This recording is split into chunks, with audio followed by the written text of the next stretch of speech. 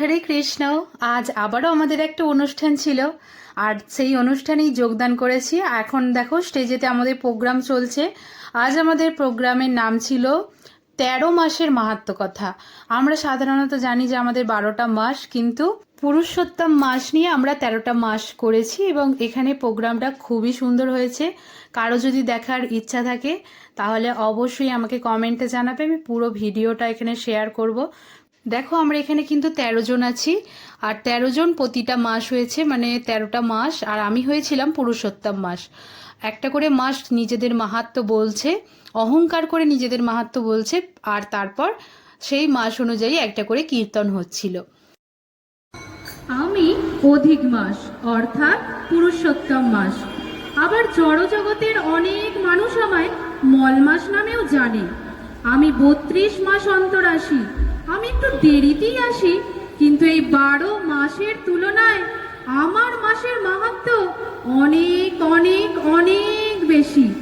আমার মাসে জপ তপ দান ধ্যান সেবা যজ্ঞ ইত্যাদি যা কিছুই করবে সহস্র গুণ ফল লাভ করবে।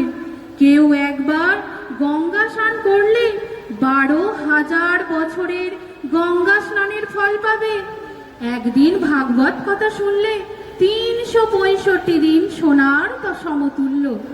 একবার দীপদান করলে ৬০টি দামোদর ব্রতর ফল লাভ করেন পঞ্চ পাণ্ডব সহ দ্রৌপদী।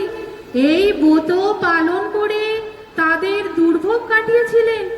আমার মাসেই ভক্তরা যুগল মূর্তি রাধা কৃষ্ণের যুগল অষ্টকম পাঠ করলে তাতেও পূর্ণ ফল লাভ হয়। কৃষ্ণ প্রেমময়ী রাধা, রাধা প্রেমময় হরি। আমাদের প্রোগ্রাম হয়ে গেছে, আর নেক্সট প্রোগ্রাম আমরা এখন বসে বসে দেখছি। আমাদের প্রোগ্রাম শেষে আমাদেরকে মেডেল দিয়ে সম্বোধন করা হয়েছে, আর টিফিনও দেওয়া হয়েছে, ১ প্যাকেট করে চাউমিন দেওয়া হয়েছে। আর এখন আমি মেডেল পরে দেখো এখানে বসে আছি, আর আমার পিছনে আমাদের গ্রুপের সবাই এখানে বসে বসে দেখছে। সবাই বেশ খুশি, তোমরা দেখো। বাড়িতে যখন আমাদের প্রতিদিন রিহার্সাল হতো, সবারই কিছু না কিছু ছোটোখাটো ভুল যেত, কিন্তু এখানে সে সব কিছু পারফেক্ট হয়ে গেছে। সবই জগন্নাথের কৃপা। দেখো সব মাতাজিরা এখানে খুব আনন্দ করছে, আর তারা খুব খুশি, কারণ এইভাবে কোনোদিনও আগে অনেকেই আছে যারা স্টেজেতে প্রোগ্রাম করেনি, আর এইভাবে সম্মানও পায়নি। সবাই কি বলছে জানো, বলছে জগন্নাথের সামনে এইভাবে আমরা এই প্রোগ্রামটা করে আমরা খুব খুশি। জগন্নাথের সামনে এত বড় একটা সম্মান পাওয়া সত্যি জগন্নাথের কৃপা ছাড়া কোনোদিনই হয় না।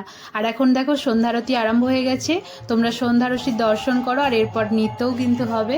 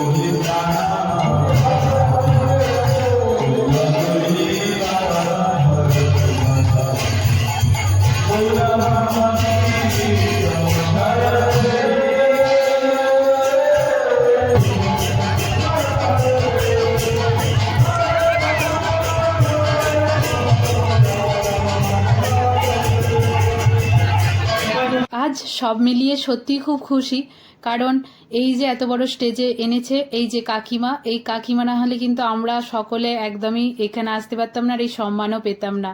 সব থেকে বড় কৃতিত্ব হচ্ছে এই কাকিমার। আজকের ভিডিওটা এখানেই শেষ করছি। হরে কৃষ্ণ, হরি বল।